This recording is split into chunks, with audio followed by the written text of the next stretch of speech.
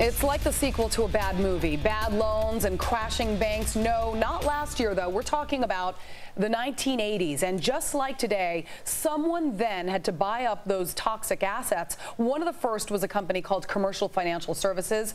Bill Bartmann was CEO of Commercial Financial Services back then. And today, he's the author of Bailout Riches and joins us now. You know, the crisis is many times larger than the previous time when you had to buy up all those bad assets. But, you know, as the former CEO of the first company to purchase those distressed assets during the last banking crisis, tell us the lessons you learned that we can apply to this current bank bailout. Well, Julie, thank you, and thanks for having me on, and good to see you again. There are some lessons that we all learned from the last one, and there's actually several of them. And the first was that banks that were in denial about their bad loans usually were the banks that ended up failing. And banks that admitted they had bad loans and did something about it, those are the ones that survived. And the third lesson I think we got out of the 1980s and the 90s was that the FDIC came to the conclusion that they weren't real good at collecting loans, and they were better at selling loans. And then the fourth lesson, probably the most valuable one, is there are investors who will buy those bad loans.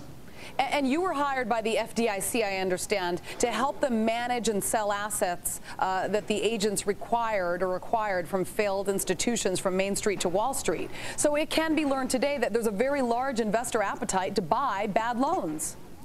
Oh, absolutely. There is a voracious appetite to buy bad loans. In fact, we, this time around, are in the process of raising a $1 billion hedge fund to actually participate in that opportunity again. What does it mean for the people on Main Street? That's what everybody at home wants to know. Well, indeed, and there's two different programs that the government has now announced, and both of them are actually very, very good programs. One is the Legacy Loan Program. The other is the Legacy Securities Program. The Legacy Securities Program is really designed for Wall Street, but the Legacy Loan Program is designed for Main Street America, where average citizens can now participate in this opportunity to buy bad loans and negotiate the settlement of those debts. Yeah, it's a great opportunity. So this is a chance for us to make money. It is the first time out of all the bailouts that we've heard, from Henry Paulson's first $700 billion to the next $2 or $3 trillion that have come down the pike, that you and I and average Americans can participate in. All right, the FDIC and Treasury have combined resources to induce private investors into a newly created public-private investment fund, which apparently will purchase these assets. What does that mean? Well, what it means is that if you put $1 in, the Treasury will put $1 right alongside of you. You now have $2, and they will guarantee leverage up to 6 times your $2, which is $12. So now your $2 plus the $12 of debt, you have $14 to go buy loans, bad loans, and yet you've only invested $1. What a great opportunity for you and me and everybody in America to actually participate. You know, and you went through this in the 80s, and of course this time around the problem is much larger. I believe that you would agree to that.